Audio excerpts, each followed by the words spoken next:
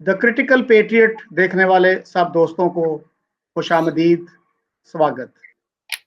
आज कमर चीमा साहब हमारे साथ मौजूद हैं। चीमा साहब, गुफ्तगू का आगाज करते हैं। सर, ये जो मसला हमारे यहाँ बना हुआ है तहरीके लब्बैक पे पाबंदी लगाने का, इस पे बड़े मुल्क के अंदर भी और मुल्क के बाहर भी बहुत से तबसरे हो रहे हैं और ये क्वेश्चन उठाया जा रहा है कि स्टेट को अचानक कैसे पता चला कि ये तो बहुत ही बुरी ऑर्गेनाइजेशन थी। तो क्या स्टेट के पास कोई ऐसे जराए नहीं थे कि उनको पहले से अंदाजा होता कि किस तरह की तंजीम थी ये? देखिए साहब, आप बड़े खतरनाक सवाल करते हैं। ठीक है। और आप जो है वो जो बात आप कर रहे हैं स्टेट की, अ, मेरा ख्याल है हमारे यहाँ पे एक जो मैं स्ट्रक्चरल बात करूंगा। हम basically we believe in policy of appeasement. हम आखिरी हद तक जाते हैं जब तक वो हमारे गले को ना आ जाए। उसकी वजह यह है कि ये जो हमारा जो रिलीजियस प्रोजेक्ट है ना पाकिस्तान का, ये मजहबी प्रोजेक्ट है, ये इतना सेंसिटिव हो चुका है। इसके इसके इसके हवाले से जो स्टेक होल्डर्स हैं वो आपके सिस्टम में जो रियासत के इतने करीब बैठे हुए हैं और हर तरफ बैठे हुए हैं, और जो हमने उनको तरबियत और ट्रेनिंग और जो स्कूल ऑफ थॉट और जो नैरेटिव हमने उनको दे दिया हुआ है, मतलब आपको कोई पता नहीं है कि आपके जो साथ वाला बंदा बैठा हुआ है वो कितना रेडिकलाइज है और वो क्या कर सकता है। सो मेरा ख्याल है कि रियासत को इस चीज का अंदाजा तो था कि ये लोग क्या कर सकते हैं, ये कितने लीथल हो सकते हैं। लेकिन मेरा ख्याल है एक एक हालात बदल गए हैं। पहले ये होता था कि अगर कोई प्रोजेक्ट आता था तो वो 10 15 20 साल चलता था, 25 साल चलता था। लेकिन अभी because of social media, lot of awareness, media की प्रेजेंस, जो प्रोजेक्ट आता है वो 2 4 साल में ही पकड़ा गया और एक्सपोज हो गया। ये एक बहुत बड़ा फैक्टर रहा इस दफा। और दूसरा ये कि ये जो प्रोजेक्ट था टीएलपी वाला, ये दे गॉट वायलेंट। और इनके अंदर वो, अगर ये थोड़े मैं let me be the devil's advocate, अगर ये थोड़े सियाने होते और चाहते कि हमें सिस्टम में एंटर होना है, तो ये अपनी मजीद पेनिट्रेशन करते, थोड़े मॉडरेट रहते, आगे जाते, पीछे जाते, अपनी लेजिटिमेसी डेवलप कर लेते पॉलिटिकली, इलेक्शन जीतते, स्टेट के लिए भी कारामद होते, कभी किसी से डायलॉग कर लेते, कन्फ्रंटेशन कर लेते, तो ये ज्यादा अच्छा था। लेकिन अनफॉर्चुनेटली ये कोई इतने एजुकेटेड लोग नहीं थे, ये नेशनल अपरेटस की जो डूज एंड डोंट्स हैं उनको समझते नहीं थे।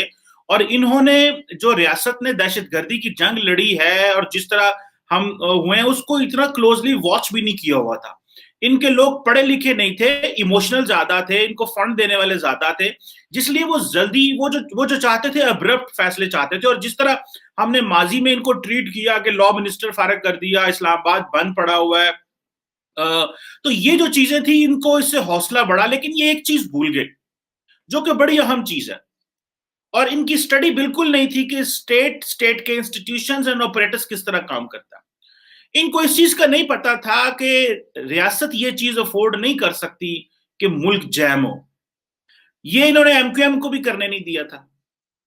ये इन्होंने मौलाना फजलुर रहमान को भी, जब उसने कहा कि मैं लाहौर में माल रोड को बंद करूंगा, ये इन्होंने उनको भी नहीं करने दिया था। ये कहीं पे भी पाकिस्तान में ये कंसेंसस है कि बिजनेस बंद नहीं होना चाहिए। बाकी सियासी जमातें हैं, मजहबी जमातें हैं, प्रोटेस्ट करो, जो मर्जी करना है करो, वो उससे कोई ताल्लुक नहीं है।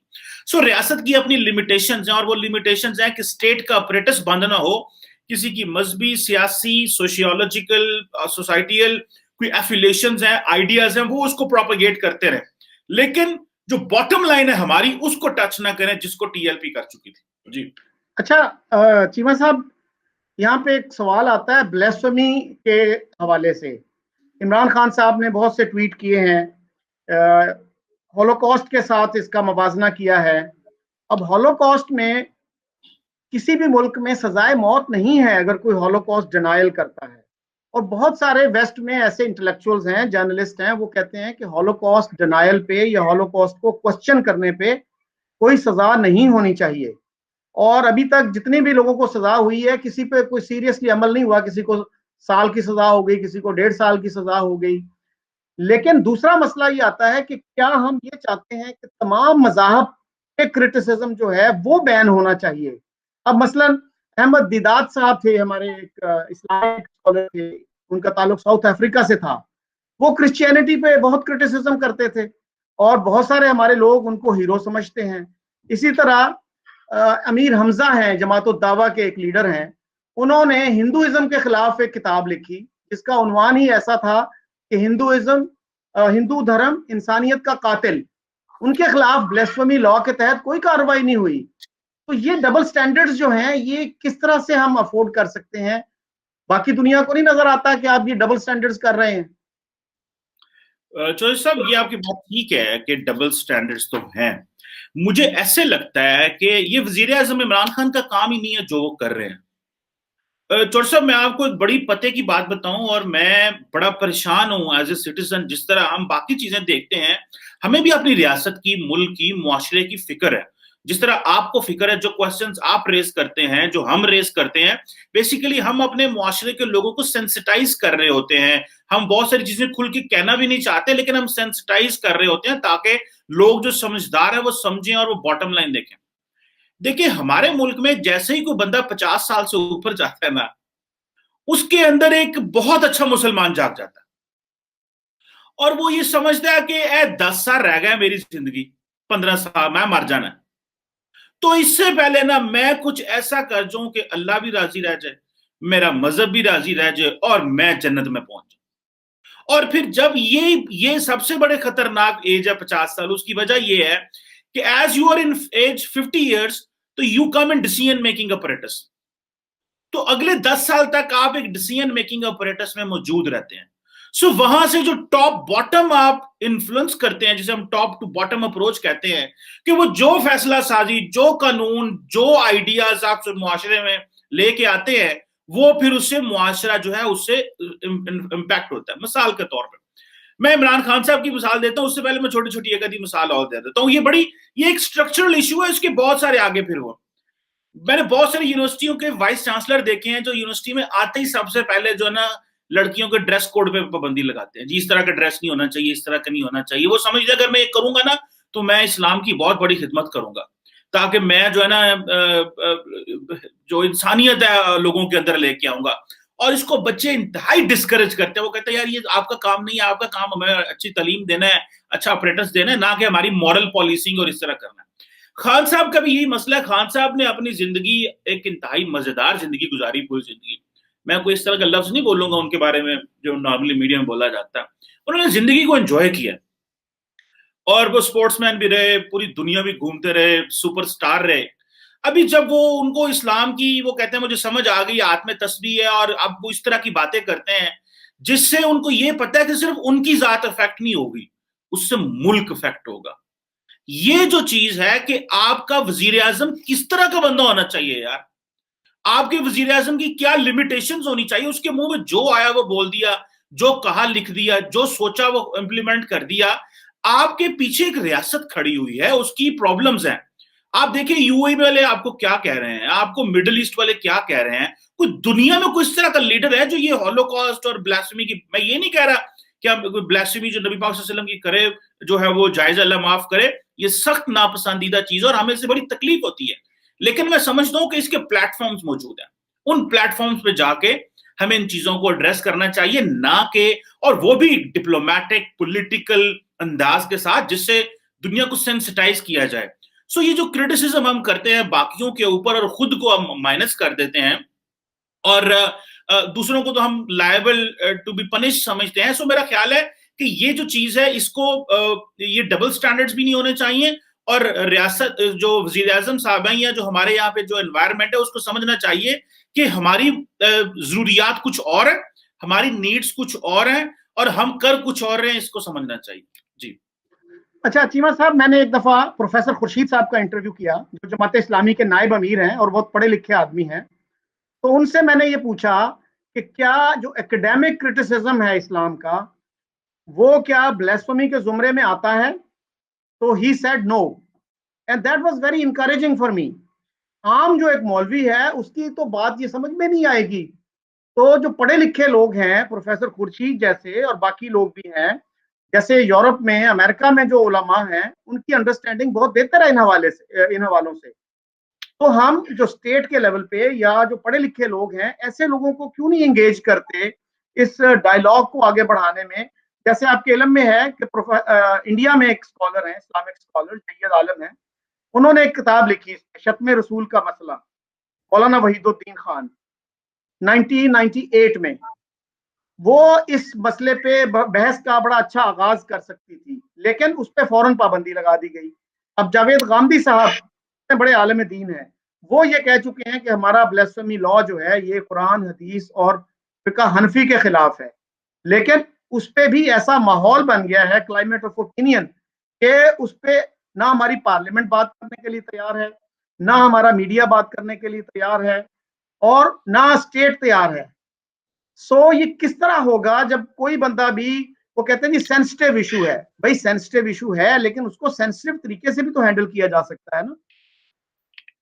बहुत अच्छी बात आपने की है, लेकिन ये याद रखिएगा कि हम एकेडमिक क्रिटिसिज्म की तो बात करते हैं, लेकिन हमारी यूनिवर्सिटियों में लिंचिंग हो जाती है, प्रोफेसर्स की भी और स्टूडेंट्स की भी।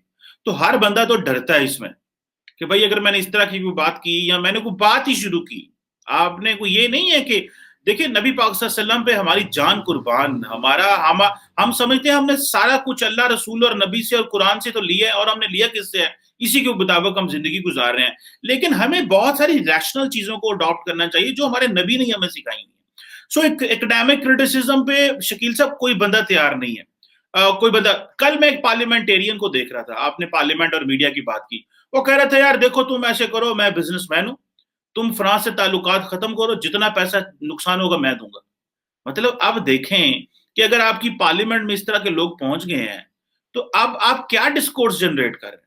और जो रियासती अदारे हैं, ये जो लोग हैं, कोई बंदा इस पे बात करके अपनी रेटिंग खराब नहीं करना चाहता शकील साहब, कोई बंदा इस पे बात करके अपने आप को किसी मुश्किल में नहीं डालना चाहता। सलमान तसीर के साथ क्या हुआ, हालांकि वो तो बात ही कुछ और थी। उसके अलावा बहुत सारी ऐसी मिसालें हैं जिन पे देखें, कोई ये टीएलपी ने पूरे पाकिस्तान में 2-3 दिन क्या किया, लेकिन किसी सियासतदान की कोई स्टेटमेंट आई है इस पे, मुझे बताएं। किसी की भी स्टेटमेंट नहीं आई। उल्टा हुकूमत को कहा जी आप कहां थे, कहां थे, ठीक कहा गया आप कहां थे, लेकिन आप इमेजिन कर ले किसी को भी नहीं। तो पार्लियामेंट और पॉलिटिशियंस को तो निकाल दे, जो पॉलिसी मेकर है, कल को उन्होंने पॉलिसी देनी है आपको, वो तो खुद डरते फिरते हैं, उनकी कॉन्स्टिट्यूंसी का वोट है। तो जी एकेडमिक क्रिटिसिज्म आप देख लें, वहां पे यूनिवर्सिटियों में प्रोफेसरों के साथ क्या होता है, और अगर आपको आपकी बात कर दे, आपको इल्जाम लग जाएगा, आप कहेंगे यार ये बंदा क्या है, इसने तो ये कब बात कर दी है। कोई चेक भी नहीं करेगा, जज भी नहीं करेगा, और मॉब जस्टिस आएगा इस तरह का कि आपको बहा के ले जाएगा। सो ये जो डायलॉग करना कैसे है, बात करनी कैसे है, पहले ये तो देख ले किस तरह बात करनी है, और ये स्पेस जनरेट करे। मुझे लगता है कि पहले, सबसे पहले हमें एक प्रॉपर नैरेटिव और डिस्कोर्स जनरेट करना है अपने एकेडमिक्स में, अपने करिकुलम में। ये 50 साल 30 साल का प्रोजेक्ट है शकील साहब, ये ओवरनाइट बात नहीं होगी। पहले ये लोगों को बताना पड़ेगा कि एक दूसरे की बात सुने, हमें आपकी बात सुननी है, आपको हमारी बात सुननी है, लेट्स एग्री टू डिसएग्री। हमें पहले ये बात स्टैब्लिश करनी पड़ेगी, ताकि ये ना हो बात करें तो उसको मार दिया जाए। सो लोगों के अंदर पहले तदब्बर, तहम्मुल, हिम्मत, जज्बा, इस चीज का हौसला होना चाहिए कि जो बंदा जो बात कर रहा है हमें उसको सुनना है, हमें उस पर उस वक्त हमला नहीं कर देना। और ये जो चीज है, ये प्राइमरीली कम्स फ्रॉम, ये जो हमारे उलमा है, उन्होंने गलत लोगों के अंदर ये चीज डाल दी हुई है। वो कहते हैं कि किसी को बात ही ना करने दो, बात करोगे ठीक है, लोगों को कह दिया जाए कि जी आपने अगर ये फला बंदा इस तरह की बात कर रहा है तो ये काफिर है। कोई बंदा अगर मुसलमान से काफिर हो जाए तो वो तो लायबल टू बी किल्ड है। अब मुझे ये बताएं कि आपने क्या बात करनी है। आपका तो ये काम है, अगर कोई इस तरह बंदा अगर लेट से मुसलमान से काफिर हो गया है, या वो उसने कोई और मजहब बदल लिया, वट एवर, हर मजहब इंसान का पर्सनल इशू है जी, वो जो मर्जी करे वहां, तो पूछना चाहिए भाई आपको हुआ क्या है, आपके किन बेसिस पे गए हैं। उसकी एकेडमिक इंक्वायरी होनी चाहिए, लर्निंग होनी चाहिए, आपको अपने आप को, लोगों को सॉलिड चीज बतानी चाहिए, ताकि अगर कोई और कन्वर्ट होता है तो वो ना हो। आप एक एकेडमिक बात करें ना, आप गए नहीं गोली मार दो इसको, तो मुझे बताएं आपने तो स्पेस ही नहीं छोड़ी। सो मेरे ख्याल से ये आपको याद होगा शकील साहब, एक पैगाम पाकिस्तान फतवा आया था, कोई 1800 मुसलमान थे, जिसमें उलमा थे, मेरे पास वो बुक पड़ी हुई है, सदर पाकिस्तान और इस्लामिक यूनिवर्सिटी में ये इसके ऊपर बात हुई थी। वो सिरा ऊपर ऊपर से बात चली, नीचे किसी को पता भी नहीं है कि ये हमें क्या करना है, किस तरह करना है। मेरा ख्याल है कि हमारे नबी पाक सल्लल्लाहु अलैहि वसल्लम ने इंतहाई बुर्दबारी से बॉटम अप अप्रोच अडॉप्ट की शकील साहब, बॉटम अप, पहले अपने आप को मनवाया। अपनी टीचिंग्स को, अपनी जिंदगी को, ह्यूमन राइट्स की बात की, जो लोग इस्लाम के दरवाजे पे नहीं थे उनको इस तरह अपील किया कि लोग आहिस्ता आहिस्ता खुद ही आने शुरू हो गए। हमारी रियासत ने जो प्रोजेक्ट लिया है वो टॉप डाउन का प्रोजेक्ट है, लोगों के ऊपर हर चीज इंप्लीमेंट कर दो ताकि वो वहां से हिल ही ना सके। और ये मौलवियों ने, ये जमात इस्लामी ने और जमीयत उलमा इस्लाम ने और बाकी सब ने मिलके ये स्टेट के अप्रेंटिस इस तरह से काम करवा लिए कि अब हम उसे अंडू भी नहीं कर सकते। सो मेरा ख्याल है कि ये पहले तो बात ये करें कि बात करनी कैसे है, और ये हौसला रखें कि जो शकील साहब कह रहे हैं मैंने सुनना है, जो जैद कह रहा है, बकर कह रहा है, ABC कह रहा है, हमें उसको सुनना है, हमें समझना है, हमें इंक्वायरी करनी है, हमें डायलॉग करना है, ना कि अगर कोई बंदा आपको मुत्तफिक नहीं है तो बंदे ही। अच्छा चीमा साहब, हमारे यहाँ सेल्फ राइचियसनेस भी इस हवाले से बहुत ज्यादा है। हम ये कहते हैं कि हमारे यहाँ टॉलरेंस बहुत है और इंडिया में टॉलरेंस बहुत कम है। तो जबकि वहां की मैं आपको एक मिसाल दूं, मिल्ली गजट एक मुस्लिम अखबार है, उसने 2011 में एक आर्टिकल छापा कि Hinduism is a violent faith, लेकिन उसके खिलाफ वहां कोई रिएक्शन नहीं हुआ। किसी ने उस अखबार के दफ्तर को जाके आग नहीं लगाई, किसी ने जाके एडिटर पे हमला नहीं किया। तो क्या किसी मुस्लिम मेजॉरिटी कंट्री में इस तरह का आर्टिकल लिखा जा सकता है? देखिए, लिखने को तो बहुत कुछ लिखा भी जा रहा है फ्रैंकली स्पीकिंग, लेकिन आप ये नहीं कह सकते कि जी वो नॉर्मली डिबेट और तरफ चल पड़ेगी, एडिटोरियल बोर्ड इतने नहीं है, मामलात खराब हो जाएंगे, चीजें मुश्किल काम है जी आप लिखना। लेकिन भारत में भी बहुत कुछ किया जाता है। अगर आपने रिसेंटली, तो मैंने तो देखा है कि एक मूवी में कोई कुछ चीज आया था तो सारे प्रोटेस्ट होने शुरू हो गए। ठीक है, ये आमिर खान का कुछ सीजन है, मुझे उसका नाम भूल गया, उसमें फिर एक और है बॉम्बे बेगम्स है, वहां पे वो भी मैंने सीजन देखा, तो उसमें बहुत ज्यादा क्रिटिसिज्म आना शुरू हो गया अमेजोन के ऊपर, नेटफ्लिक्स के ऊपर, कि आप ये जो चीजें दे रहे हैं ये क्यों दे रहे हैं। सो मेरा ख्याल है कि वहां पे भी बहुत सारे रेडिकल एलिमेंट्स हैं, यहाँ पे भी बहुत सारे रेडिकल एलिमेंट्स हैं, और क्रिटिसिज्म होता है, वहां पे भी हुआ है। और अगर इस आर्टिकल में, मुझे नहीं पता इसकी एग्जैक्ट क्या पोजीशन है, लेकिन जनरल सोसाइटी जो है वो अपना फीडबैक देती है, वायलेंट हो जाती है, पाबंदियां लगा देती है, शोर डालती है। सो यहाँ पे भी इसी तरह का माहौल है कि अगर आप अपने आप को ही सब कुछ ठीक कहना शुरू कर देंगे तो कैसे होगा। हमें हमें डायलॉग करना है, हमें बैठना है। हम जिस तरह, फॉर एग्जांपल, मुझे याद है कि जिस तरह हम क्रिश्चियंस को अपने गांव में ट्रीट करते हैं, मैं अपने गांव की मिसाल देता हूँ कि उस मतलब दैट इज जस्ट हिलेरियस। मतलब बड़ा अफसोस होता है कि यार वहां पे किस तरह उनको ट्रीट किया जाता है। इस्लामाबाद में आप बैठे हुए हैं, तो अगर यहाँ पे आपको कोई क्रिश्चियन मिलेगा, वो गोरा है, तो आप उसको और तरीके से ट्रीट करते हैं। सो हमारे अंदर ये स्प्लिट पर्सनालिटीज हैं, डबल स्टैंडर्ड्स हैं, हमें इनको एक्सेप्ट करना है और हमें ये जनरल सोसाइटी में एक्सेप्टेंस देनी है कि ऑल आर इक्वल। और मेरा ख्याल है इसमें जो हमारा रिलीजियस डिस्कोर्स है उसका बहुत बड़ा रोल है। वो रिलीजियस डिस्कोर्स में जो हमारे उलमा ने हम तक पहुंचाया है, अल्लाह और कुरान और रसूल कुछ और कहता है, जो उलमा ने पहुंचाया है, और जिससे रियासत बिल्कुल पीछे हट गई, और उलमा ने जो फिर हमारी तकसीम की है उसमें फिर हमने पकड़ के हर एक को, किसी को काफर, देखे ना, पहले तो हमने अहमदियों को काफर करार दिया, फिर वही लोग थे वो कहते थे शियों को भी काफर करो। मैंने अपनी होश में और अकल में और खुद मैंने अपनी आंखों से देखा है पाकिस्तान में मुख्तलिफ जगह पे लिखा हुआ काफर काफर, शिया काफर, और यही शिया थे, इन्होंने पहले सुन्नियों के साथ मिलकर अहमदियों को काफर करार दिया। तो ये जो हम ये करते रहते हैं, ये I think we need to move on. और हमें हमें हमें डायलॉग करना है, हमें डिस्कशन करनी है, हमें ये हौसला पैदा करना है दूसरे की बात सुनने की। That's how we can move forward. अच्छा, इसमें चीमा साहब आपने इंडियन फिल्मों की बात की, मैं तो ज्यादा इंडियन फिल्में फॉलो नहीं करता, लेकिन पीके जैसी फिल्म 2014 में वो बनी, क्या आप समझते हैं कि किसी मुस्लिम मेजॉरिटी कंट्री में इस तरह रिलीजन को ट्रीट कर सकती है कोई फिल्म? ये हमें क्रेडिट भी तो देना चाहिए ना। नहीं, वो बहुत अच्छी मूवी थी आमिर खान की, मैंने वो देखी थी और बड़ा मजा आया था। और जिस तरह उसने क्रिटिसिज्म किया, क्रिटिकल एनालिसिस किया, कि जी मैंने, उसने कहा मुझे थप्पड़ ना मारना, मैंने भगवान की यहाँ वो लगा ली है। तो मतलब इस तरह की चीजें, मेरा ख्याल है कि और उसमें भी क्या था, उसमें भी वो कहता है कि इंसानी हकूक की ज्यादा बात करता है वो, यूनिवर्सल वैल्यूज की ज्यादा बात करता है आमिर खान। तो मेरा ख्याल है कि ये नहीं है कि वहां पे वहां पे भी बात हो रही है, भारत में भी बात हो रही है, पाकिस्तान में भी बात हो रही है, लेकिन पाकिस्तान में जनरली लोग, हमें शायद क्रिटिसिज्म करना नहीं आता इतना लंबा चौड़ा।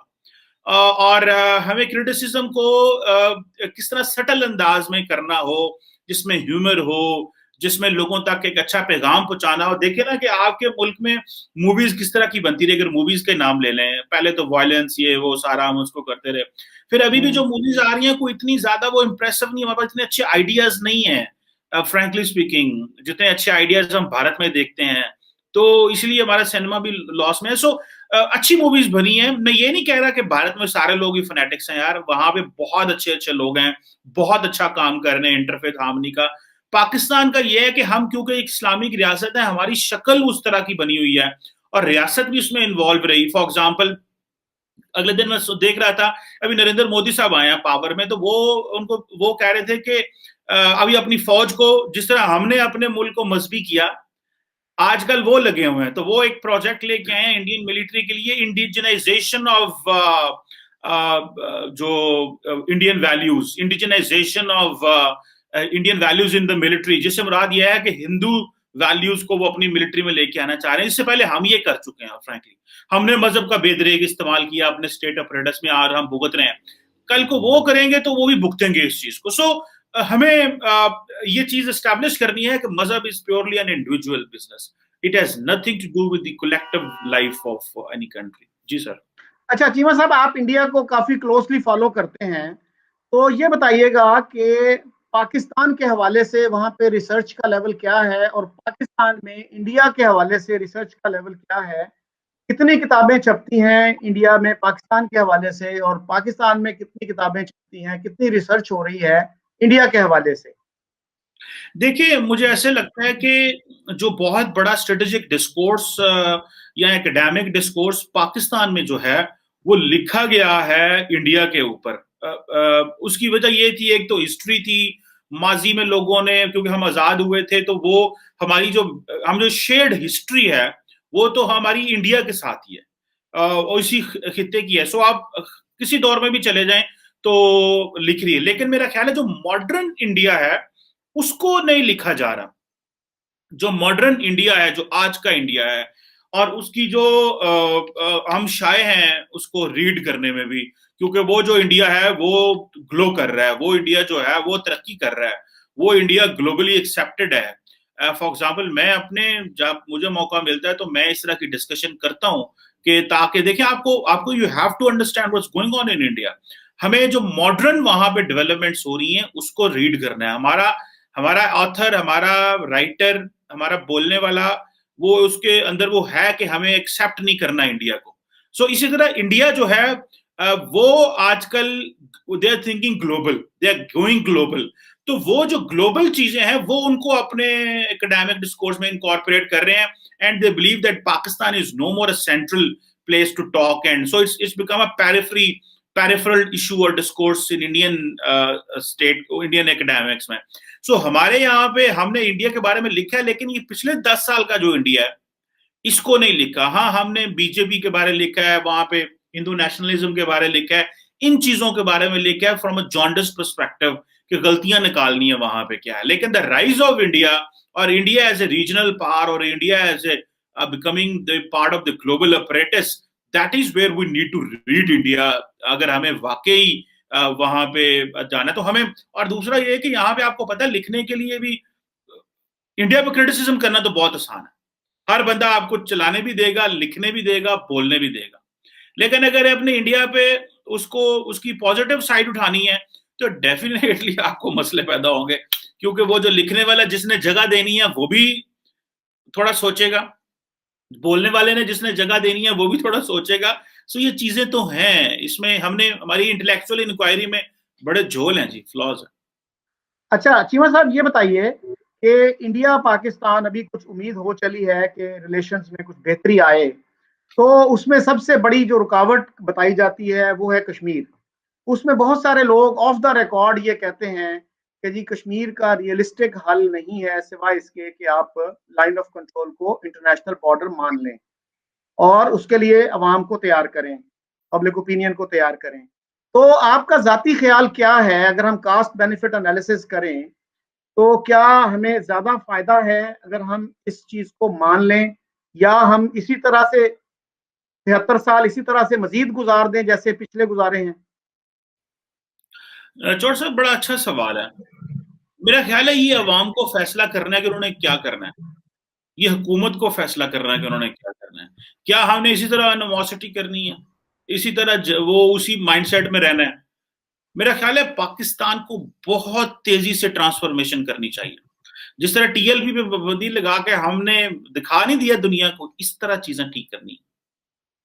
हमें इस तरह चीजें ठीक करनी है। देखें, कश्मीर हमारे लिए बहुत इंपॉर्टेंट रहा है और है भी है, लेकिन ना तो हम वो कश्मीर ले सकते हैं और ना हम उनको ये कश्मीर लेने देंगे।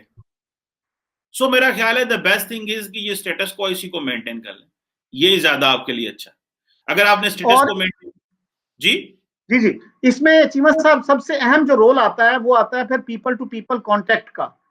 अब अनफॉर्चुनेटली इतने ज्यादा वीजा रिस्ट्रिक्शंस हैं कि मेडिकल वीजा भी अब बहुत ही मुश्किल बल्कि इम्पॉसिबल हो गया है। तो यहाँ पे 2 जर्नलिस्ट थे इंडिया के, आपके इल्म में होगा, 2014 में उनको हमने निकाल दिया और हमारा कोई नुमाइंदा वहाँ जो जर्नलिस्ट था वहाँ पे नहीं था। तो ये जो चीजें हैं इनको किस तरह से किया जाए कि पीपल टू पीपल कांटेक्ट के बगैर तो आप कश्मीर पे या कोई भी कदम नहीं उठा सकते। और हमारा मीडिया देखिए कि वो क्या लिखते हैं, जब भी इंडिया का जिक्र आता है वो कहते हैं अजली दुश्मन। अब व्हाट डज अजली दुश्मन मीन? Eternal enemy? तो क्या कोई मुल्क किसी दूसरे का इटर्नल एनिमी हो सकता है? आपकी डिप्लोमेसी फेल हो गई है दो दुश्मन को दोस्त बनाने में। शकील साहब, ये जो हमारा दाएं बाजू का उर्दू मीडियम न्यूज़पेपर और टीवी, ये जो दोनों है ना, ये बेसिकली रेडिकल थॉट्स रखते हैं। और इनकी अगर आप इंग्लिश वर्जन्स देख लें तो ये और तरह है। फॉर एग्जांपल, जंग अखबार उर्दू में और है और द न्यूज में लिखेंगे तो और है। उर्दू में वो अपने उसी कॉन्स्टिट्यूएंसी को हिट करते हैं जो वो समझते हैं हमारे पढ़ता है, और जब द न्यूज लिखेगा तो द न्यूज और तरीके से अपने वेस्टर्न ऑडियंस को, डिप्लोमेटिक कम्युनिटी को, इंटरनेशनल को लिखेगा। सो ये दोनों अलग तरीके से ऑपरेट करते हैं और अपनी कॉन्स्टिट्यूएंसी को या अपने फॉलोअर्स को, रीडर्स को ये करते हैं। पीपल टू पीपल कांटेक्ट ना भी ना बढ़ाया रियासतों ने, तो शकील साहब ये भी हम कर तो रहे हैं पीपल टू पीपल कांटेक्ट। ये तो अब आप देखें ना, अब पाकिस्तान में अब किस किस को आप रोक सकते हैं? आप अपने घर बैठे, मैं अपने घर बैठा हूं, हम America, New Zealand, Canada, Australia, India, जिधर मर्जी राब्ता करें, बंदे को स्क्रीन पे ले आए और अपने थॉट शेयर कर लें। ना हमें रियासत की जरूरत है, ना हमें टीवी की जरूरत है, ना किसी और चीजों की जरूरत है। तो पीपल टू पीपल कांटेक्ट तो बढ़ रहा है, चीजें अच्छी आ रही हैं, पहले से कहीं ज्यादा अच्छा पता लग रहा है कि लोग क्या सोच रहे हैं because of this social media, alternate media. पहले हमारे ख्यालात इंडिया में तो नहीं जा रहे थे, या इंडिया के लोगों के ख्यालात हमारे पास तो नहीं आ रहे थे, लेकिन अभी जा रहे हैं और पता लग रहा है लोग कैसे सोच रहे हैं। So all what is important at this moment is कि हमें जो चीज करनी चाहिए वो ये है कि जैसे आपने वीजा रजीम का, क्रिकेट खुल रहा है, अच्छी चीज है, लोगों को जाने दें लिमिटेड नंबर पे, बेशक 100, 200, 500 बंदा जाए, लेकिन जाए जरूर। ये भारत की सरकार को भी खोलना चाहिए अगर अगर कोविड इजाजत देता है तो। दूसरा ये है कि जिस तरह मीडिया के लोग जा रहे हैं अभी वहां पे, it's a very positive thing. लोग अच्छी बातें लेके आएंगे वहां से, बुरी बातें कोई नहीं लेके आएगा। और रियासत का भी मूड चेंज हुआ, क्योंकि रियासत को भी पता चल गया कि भाई अगर बिजनेस करना है, इकोनॉमी चलानी है, इंगेजमेंट खत्म करें, अरबों डॉलर का असला एलओसी पे लगता है, हम तो वो अफोर्ड नहीं कर सकते चौड़ साहब। हमें तो अब सिर्फ और सिर्फ पैसा, इकोनॉमी पे फोकस करना है, इकोनॉमिक डिप्लोमेसी की। अब तो शाह महमूद कुरैशी भी यूएई गए हैं, वहां पे बात कर रहे हैं। So all what is important कि हमें बात करनी है, हमें एक दूसरे से इंगेज होना है, और होंगे हम इकोनॉमिकली। और ये जो माजी के जो ख्यालात हैं इनको बाहर निकाल दें खुदारा। अगर लोगों को हमने रोजगार, कनेक्टिविटी, ये ग्रोथ, डेवलपमेंट की तरफ ना लेके गए तो हमारे पास ग्लोबल ऑप्शंस तो बहुत कम है। हम तो वैसे लीस्ट इंटीग्रेटेड है इंटरनेशनल कम्युनिटी।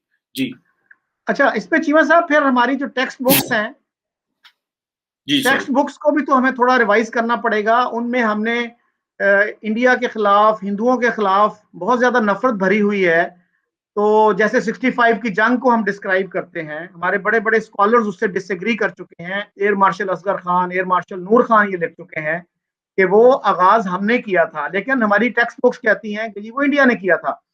अच्छा सर, इसके अलावा जरा सा ये मुझे बताइए कि इंडिया में दो दो चार पांच लोग आपके ख्याल में जो फेयर माइंडेड हैं ओपिनियन लीडर्स, जर्नलिस्ट, एकेडमिक्स, और जो हमारी तरफ दो चार हैं इस तरह के एकेडमिक्स और जर्नलिस्ट, कोई नाम आप ले सकते हैं, ताकि कुछ इस तरह का अगर इनिशिएटिव लिया जाए कि इस तरह के लोगों पे मुश्तमिल एक कमेटी बनाई जाए, इनफॉर्मल कमेटी या फॉर्मल कमेटी, वो दोनों गवर्नमेंट्स को कुछ सेंसिबल स्टेप्स उठाने पे कुछ सजेशंस दे सके, कुछ तजावीज दे सके। देखिए बहुत लोग हैं इंडिया में, हैप्पी मून जैकब एक अच्छा एकेडमिशियन है, फिर जिन्होंने लाइन ऑफ कंट्रोल पे किताब भी लिखी है। जी लाइन ऑफ कंट्रोल, फिर उसमें राजदीप हैं, फिर वहां पे वो क्या शेखर नाम है, गुप्ता, नहीं शेखर गुप्ता तो जो है ही हैं, वो जो एनडीटीवी की रही हैं, मुझे उनका नाम भूल गया है, बरखा दत्त, बरखा दत्त हैं, और बहुत सारे लोग हैं जिनके जो थोड़ी बैलेंस एंड फेयर बात करते हैं।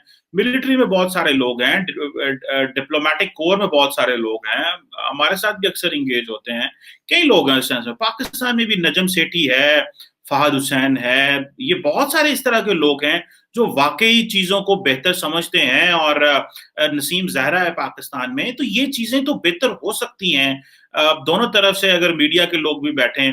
मुझे ऐसे लगता है कि सिविल सोसाइटी को तो इतना हमारी चीजें इतनी पोल्यूटेड हो चुकी है कि सिविल सोसाइटी नहीं आ सकती, डायलॉग कर सकती। उसकी वजह यह है कि जो हमने अमन की आशा शुरू किया था उसको पता किस तरह स्नप हो गई, वो टाइम्स ऑफ इंडिया और जंग ग्रुप का जो एक प्रोजेक्ट था, आई थिंक। तो ये जो है ये तो नहीं चलेगा। जितने मामलात खराब हैं, मेरा ख्याल है दोनों ममालिक का जो ऑपरेटर्स है वो सिविल सोसाइटी के डायलॉग को इंपॉर्टेंस नहीं देगा पहले। अच्छा, अर्नब गोस्वामी का बड़ा जिक्र आता है इस डिबेट में, तो अर्नब गोस्वामी को क्या आप एक्सट्रीमिस्ट समझते हैं? और हमारी तरफ जो है, क्या जैद हामिद और औरिया मकबूल जान और आमिर लियाकत हुसैन ये भी एक्सट्रीमिस्ट हैं? क्या क्या समझते हैं आप? सर जी, ये वो लोग हैं जो रियासत की पल्स के साथ चलते हैं। ये इनको बहुत अच्छे से पता है हमने क्या करना है। ये अभी पाकिस्तान और भारत के ताल्लुकात शुरू ठीक हुए हैं ना, मुझे बताएं कौन सा ऐसा टीवी है जो क्रिटिसिज्म कर रहा है? कोई भी नहीं कर रहा इंडिया में। मैं भी जाता हूं इंडियन टीवी पे, कोई टीवी क्रिटिसिज्म नहीं कर रहा। क्यों बात कर रहे हो? हाँ, हल्का फुल्का है कि वो प्रेशर करेंगे, लेकिन कोई इनको फोर्सफुली नहीं करेगा, क्योंकि ये उनके बेनिफिशियरी हैं। ठीक है, बहुत सारा मीडिया जो दाएं बाजू का जितना मीडिया, CNN न्यूज 18 है, क्या नाम है उसका, आज तक है, और फिर न्यूज 18 है, हिंदी है, फिर ये इनका जो रिपब्लिक नेटवर्क है, और बहुत सारे हैं। तो इसी तरह पाकिस्तान में है, ये कौन जो मुखालफत कर रहा है डायलॉग की? सबने, मैं बड़े बड़े पाकिस्तान के हॉक्स और इंडिया के हॉक्स को इन दिनों सुन चुका हूं, और सारे के सारे अमन की बात कर रहे हैं। तो ये सब जो है ये पल्स पे चलते हैं, इनको पता है पल्स क्या है रियासत की इस वक्त। सो अर्नब गोस्वामी जो है वो रिसेंटली उन्होंने एक दफा भी ये नहीं कहा कि पाकिस्तान और इंडिया की जो बात नहीं होनी चाहिए, और उन्होंने नहीं कहा। वो तो देखते हैं कि नरेंद्र मोदी क्या कहता है, जयशंकर क्या कहता है, आर्मी चीफ क्या कहता है, नेशनल सिक्योरिटी एडवाइजर क्या कहता है, अमित शाह क्या कहता है, बाकी लोग क्या है, वो उनको देखते हैं, वो वहां से पल्स लेते हैं। और फिर अगर पल्स बदल रही है, और अभी मजे की बात तो बहुत सारे इंडियंस जो हैं वो जो सोशल मीडिया पे है वो कह रहे हैं कि बात नहीं होनी चाहिए, उनको अपनी कॉन्स्टिट्यूएंसी खत्म होती नजर आ रही है, वो हॉकिशनेस जो थी। सो जब रियासत फैसला कर लेगी पाकिस्तान और भारत से, तो फिर चीजें बेहतर होती जाएंगी। और मुझे खौफ पता किन लोगों से आता है? जो सिस्टम के अंदर जंग आलूदा लोग हैं, जिनके अंदर वो पुराना माइंडसेट चलता रहता है और वो नई चीजें होने नहीं देते। अगर उनको पता भी चल जाए कि उनके बॉस जो है वो नई चीज करना चाह रहा है, तो वो नीचे से उसको हर हद तक रोकते हैं। ये इस तरह के आउटडेटेड लोग जो हैं, जो सिस्टम में मौजूद हैं, जिनको निशानदेही होनी चाहिए, जो चीजों को आगे नहीं लेके जाने देना चाहते, उन लोगों से हमें खौफ करना चाहिए। और उन लोगों से भी खौफ आता है जो जिनकी जो रिलीजियस ओरिएंटेशन ज्यादा हो, और वो मजहब को पॉलिसी मेकिंग में, नेशनल सिक्योरिटी में, फॉरेन अफेयर्स में लेके आते हैं। क्योंकि ये मजहब को इन चीजों में ना ही घसीटे, नेशनल सिक्योरिटी, फॉरेन पॉलिसी की अपनी जो है वो प्रॉब्लम्स हैं।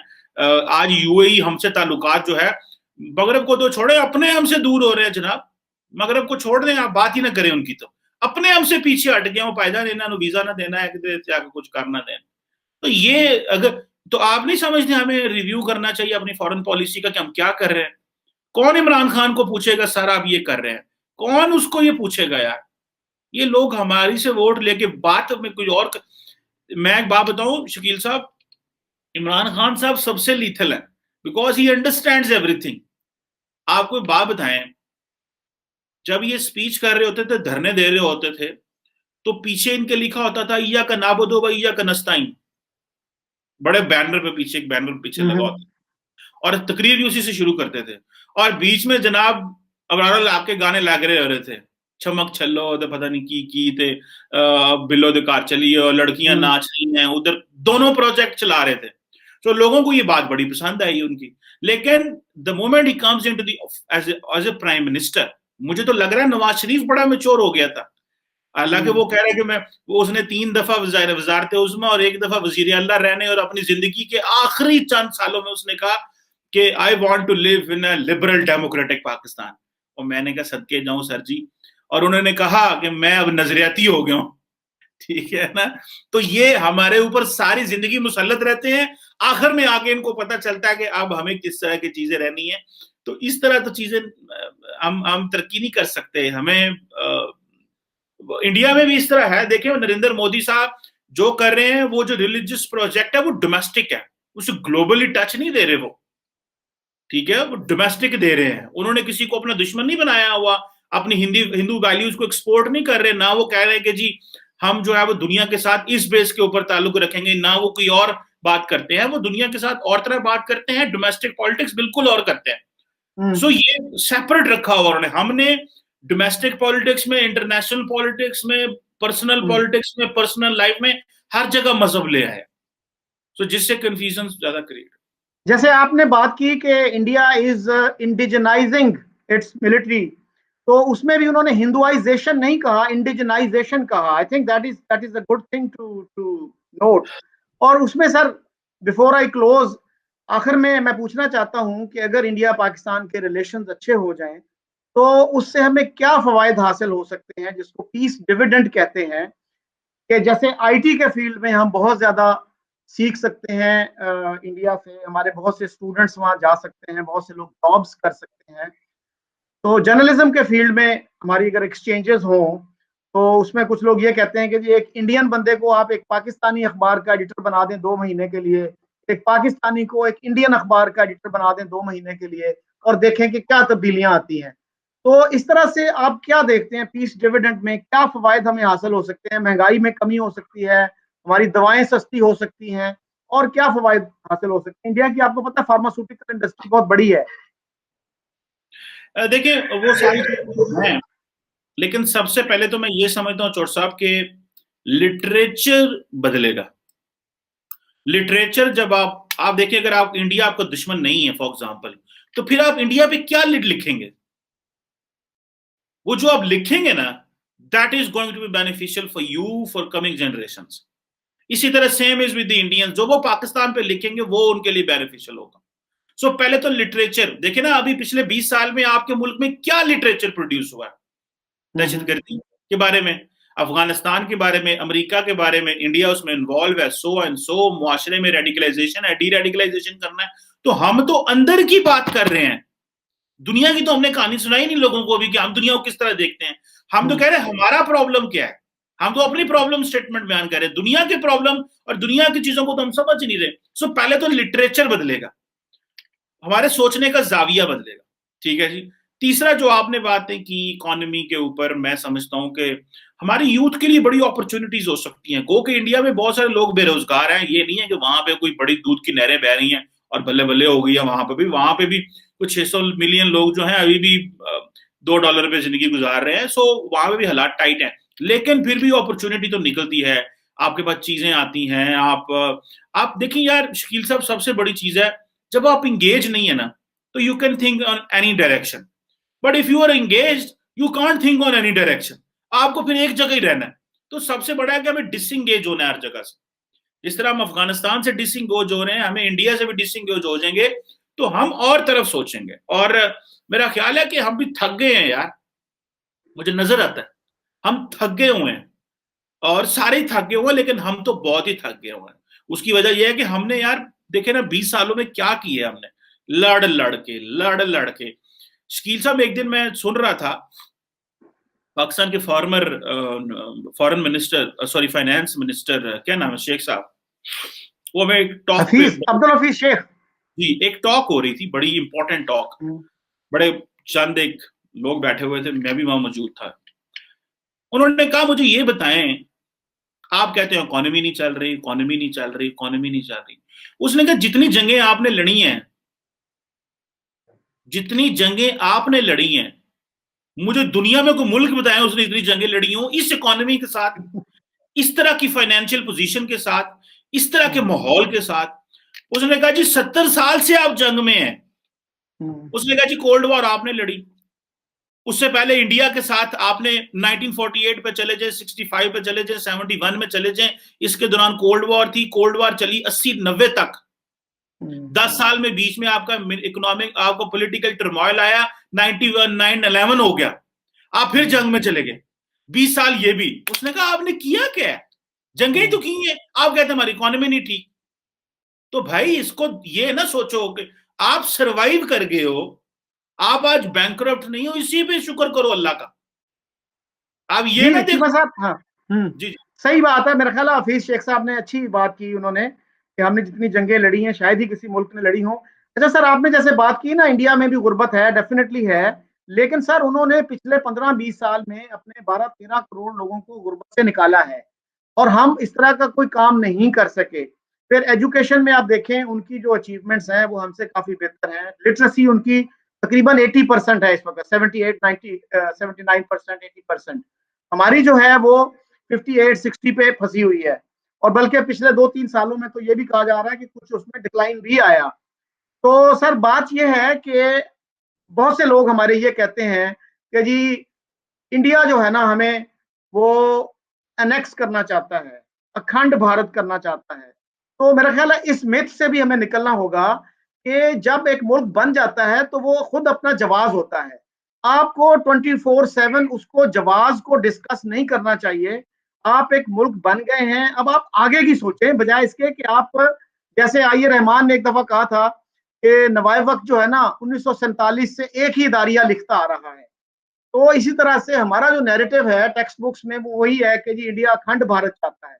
जबकि नरेंद्र मोदी ने खुद एक मुसलमान जर्नलिस्ट को इंटरव्यू देते हुए, इंडियन जर्नलिस्ट थे वो शायद सिद्दीकी, उनको 2012 में कहा कि भाई ये अखंड भारत तुम मुसलमानों का कोई होगा, साजिश होगी, आइडिया होगा, मैं नहीं इसमें इंटरेस्टेड। कि अखंड भारत अगर हो गया तो India will eventually become Muslim majority country, यहाँ तो मुसलमानों की अक्सरियत हो जाएगी, तो मैं उसमें इंटरेस्टेड नहीं हूँ, और मैं इंडिया के जो मौजूदा बॉर्डर्स हैं उनके साथ खुश हूँ। लेकिन मेरा ख्याल है कि हमारी अक्सर आबादी जो है ना उनको इन बातों को नहीं पता, हमारा मीडिया इन चीजों को हाईलाइट नहीं करता।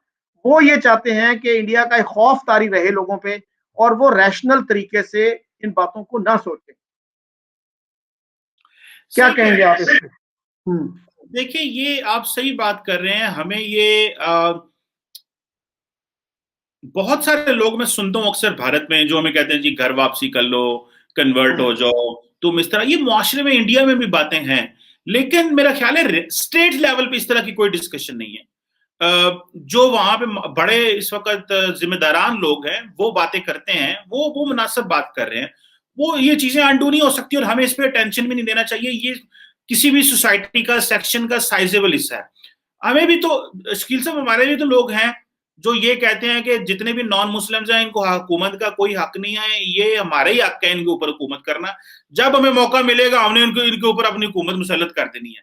आपके मदरसों में, हमारे मदरसों में या हमारे ये नहीं पढ़ाया जाता, यही पढ़ाया जाता है। तो ये सर मौका मिलने इसके नहीं दे अलावा रहे। चीमा साहब, सॉरी फॉर इंटरप्शन, इसी से मिलती जुलती एक बात कि हमारे यहाँ एक वफाकी वजीर थे जो फॉर लाइफ थे, महमूद अली साहब। ही केम फ्रॉम ईस्ट पाकिस्तान, और वो सारी उम्र वफाकी वजीर रहे। उन्होंने एक तहरीक तकमील पाकिस्तान शुरू की थी। उनका एम क्या था कि बांग्लादेश को पाकिस्तान का हिस्सा बनाया जाए। मजीद नजामी साहब ने कई दफा ये कहा कि जी हम बांग्लादेश को चाहते हैं कि वो पाकिस्तान का हिस्सा दोबारा बन जाए। लेकिन बांग्लादेश में तो कोई पैनिक नहीं हुई। उनको पता है कि यार ठीक है, अगर किसी ने बयान दे दिया तो इट डजंट अफेक्ट अस, इससे हमें क्या फर्क पड़ता है। एक वफाकी वजीर था बंदा, लेकिन बांग्लादेश ने जहां तक मेरी मालूमात है कभी उस पर कोई प्रोटेस्ट नहीं किया कि जी आपका ये वफाकी वजीर क्या कर रहा है, वो हमारी सॉवरेनिटी पे अटैक कर रहा है या अखंड पाकिस्तान चाहता है। So mature people, mature nations don't behave like this. सही कह रहे हैं, और ये मेरा ख्याल है कि ये पॉइंट ऑफ डिस्कशन भी नहीं होना चाहिए। लोग उधर से भी बातें करेंगे, इधर से भी। जिसने जैसी हिस्ट्री सुनी है वो अपना माइंडसेट बनाएगा। वहां पे लोग भी माइंडसेट बनाते हैं, यहाँ के लोग भी माइंडसेट बनाते हैं। ये अपनी, जिसे जिन्हों कहते हैं ना शेख साहब, चौर साहब, ये हमें सीधे हम जा रहे हैं, जो हमने आज तक किया अब हमें टर्न लेने की जरूरत है, और टर्न लें, मुआशरे की सिमत बदलें। अगर वजीर आजम इमरान खान भी इसी तरह की ट्वीट्स करते रहेंगे तो सिमत नहीं बदलेगी। ये देखिए, ये अपीजमेंट की नई शक्ल है चौर साहब, ये अपीजमेंट की नई मॉडर्न शक्ल है जो इमरान खान साहब कर रहे हैं। सो खुदारा ये काम ना करें, और लोगों को इंगेज करें, लोगों के साथ डायलॉग करें, उनको बताएं कि हमने सोचना क्या है, मीडिया को जिम्मेदार ठहराएं, वहां पे भी यहाँ पे भी। और सिर्फ आज के दौर का सबसे बड़ा मजहब चौर साहब जो है ना, वो आपकी इकोनॉमी है। अगर आपकी, वो हजरत अली का फरमान आपने सुना होगा, उन्होंने कहा गुरबत और कुफर की हदें मिलती हैं जनाब। बंदा जैसे ही गरीब होता है बंदा काफिर हो जाता है। उसको उसको उसके लिए सबसे बड़ी चीज तो है रोटी कपड़ा, वो अपने बच्चों को देना है, फैमिली को देना है। सो जो वर्क ऑन योरसेल्फ, अपनी इख्तियारियात पे काम करें, सोचें कैसे पैसा कमाना है, ना कि आप दूसरों की टांगे इधर उड़ाएं उधर उड़ाएं। हमने बड़ी टांगे उड़ाकर देख ली हैं, कुछ भी नहीं मिला, और हम पीछे रह गए। हम भी पीछे रह गए हैं, दुनिया तेज भाग रही है, और आज हम सोच रहे हैं कि औंधे सो की खड़ी उनके पास चाहिए, और अभी हमें अपने भी छोड़ रहे हैं। ये रियलिटी है, क्योंकि हमने अपना कोर्स, मिड कोर्स करेक्शन बहुत लोग बात करते हैं, वो ठीक करने की जरूरत है। Let's hope for the best, and let's keep talking, and let's keep exploring the options which help us to make things better. Thank you Cheema sahab, आपने बहुत अच्छी बातें की, और आप चूंकि इंडिया में भी बहुत वॉच किए जाते हैं, लोग आपको सुनते हैं वहां पे भी, और यहाँ पे भी आपकी अच्छी फॉलोइंग है, तो उम्मीद ये करनी चाहिए कि इस तरह का जो डायलॉग है, इस तरह के इंटरव्यूज ज्यादा हो, और लोगों तक ये बात पहुंचे, और हमारा मेन स्ट्रीम मीडिया जो है ना, उसमें भी कुछ सीरियस डिस्कशन शुरू हो। तो मैं एक दफा फिर आपका शुक्रगुजार हूँ, और इसी के साथ इजाजत चाहता हूँ। खुदा हाफिज। Thank you.